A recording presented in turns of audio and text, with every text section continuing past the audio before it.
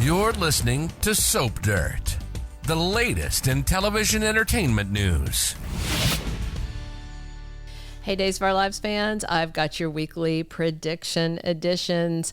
We are going to talk about EJ remembering who shot him and Bo's new adventure that's going to take him out of Salem soon and then out of Salem long term. Lots to come on that.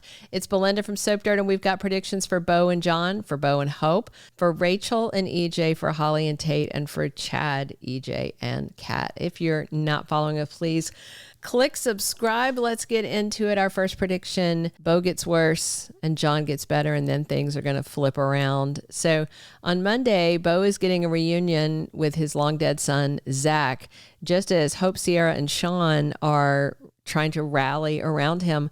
Also on Monday, Marlena is at John's side. So on Friday, Kayla told Brady, Will, Belle, and others that were listening that John was recovering. You know, Marlena was part of this conversation. They expected him to recover. Everybody was so excited. I think Paul was there. Things looked really promising.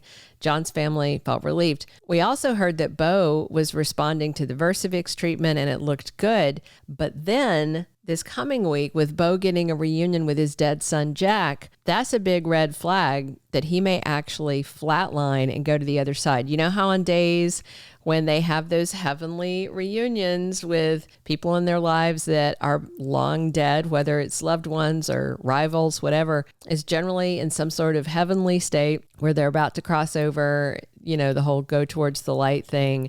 So obviously Bo does not go into the light and he comes back after seeing Zach. So maybe the kid tells his dad it's not his time to be there with him. So Bo wakes up and he comes back to Hope and his family. But meanwhile, on Monday, we're going to get the opposite thing. This is what I predict we're going to see is fresh off this news that John's doing better, out of nowhere, catastrophic downturn, and he passes away after Marlena tells John that he can go if he needs to. So it's going to be a reversal of fortune for both men. Things look better, then things look worse, and then things look worse, and things look better.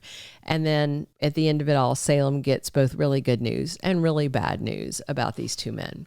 Our second prediction, Bo and Hope sail away after a short summer story. So Bo is making a miraculous recovery early next week, surrounded by Hope, Sean, Sierra, and then he gets to meet his namesake grandson, Bo Weston, and Addie Weston is in her stroller. I don't know if they've actually hired a baby to play the part. That's on Wednesday. Thursday, Bo tells Hope that he still loves her. And then Peter Reckell confirmed that Bo and the family are in Salem for John's funeral. They find out John dies, you know, right after Bo recovers.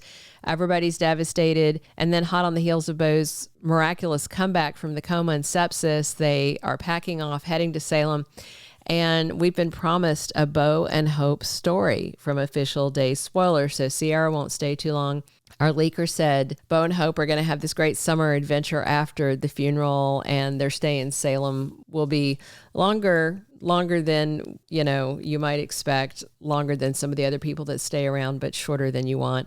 They're going to help loved ones through John's loss. And then our leaker says Bo gets involved in some Kiriakis family drama, some kind of plot supposedly cooked up by Vivian Alamain and Gwen Rizchak, with Xander's ex Gwen doing most of the troublemaking. And Bo is going to be involved with Xander and Philip and Alex Kiriakis and others. And when all resolves, he and Fancy Face are going to sail away together. Our third prediction, EJ remembers that Reckell shot him. So last week, Kristen heard from little Reckell that she saw EJ and Johnny fighting. Johnny had a gun. And then Kristen told Brady, and then she confronted EJ, who of course is desperate to protect Johnny. So Kristen played, let's make a DiMera deal, you know. She gets to see her mom. She gets Reckell Blake back in her life, or she'll tell the cops that Reckell heard Johnny fighting with EJ and he had a gun. But Kristen did agree that her mom, Reckell Blake, can never, ever come back to Salem. So she can see her out of town, wherever EJ has stashed her. She can't ever bring her back, and EJ is going to let her live in peace, but Kristen's going to keep her mouth shut about Johnny. On Tuesday, Kristen tells Brady he cannot ever tell anybody Reckell saw Johnny with that gun, and she's going to explain the high cost of getting her mom, Reckell Blake, back. We do know a couple of things. There's a murder trial coming soon to Salem, and Kristian winds up in prison. As of right now, Johnny seems the likelier choice to be arrested. Maybe Belle overhears Brady and Kristian talking, or Belle may find out when she's over at the DiMera mansion, although spoilers have Belle tapping the brakes with EJ after her dad dies, so maybe she stops by to tell him that and hears something about Johnny. And if Belle overhears, she's district attorney, of course she would arrest Johnny. And the gun that shot EJ is floating around somewhere. Roman got it back, and he thought he put it somewhere it wouldn't be found, but you never know. Johnny also has no alibi for the incident because he was at the house, and he said he wanted EJ to die. So if Johnny's arrested, I wonder if him being on trial will trigger EJ's memory and he remembers it was little Rachel that shot him.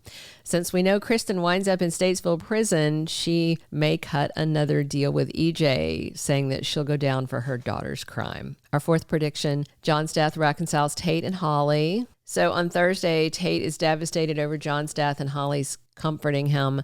And on Friday, Tate, Sophia, and Amy take a tour of the hospital as part of the pre-childbirth preparation. So it feels like Holly and Tate are endgame for the writers, even though they've been off and on. Holly knows Doug 3 is into her, but she's been pretty much nothing but friendly with him. Ari is now boinking Doug 3, so that seems to kind of take him off the market. And Holly is probably going to be at risk because of that guy snapping photos of her. The ones, I think he works for the people that Doug 3 owes money to.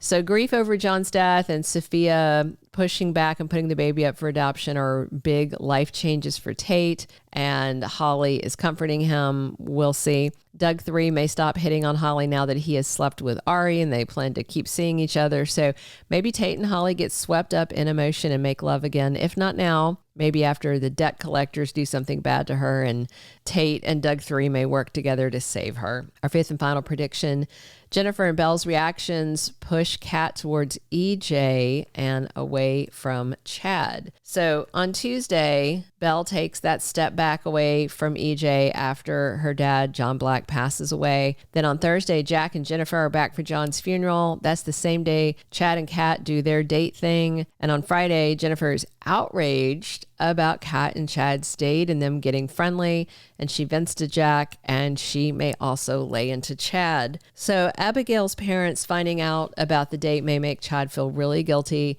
and he may take a step back from Kat. We've seen EJ and Kat getting along. She's one of the few people in town who doesn't judge him and vice versa. And with Belle also taking a step back from EJ, he may need someone to talk to. Maybe he and Kat discuss rejection with their love interest and spark a friendship.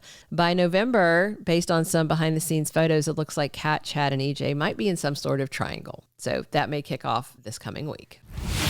Thank you for being a loyal listener. Follow us wherever you get your podcast, because you don't want to miss the next episode. Soap Dirt is on all the major podcast platforms, including Apple Podcast, Spotify, iHeartRadio, and more.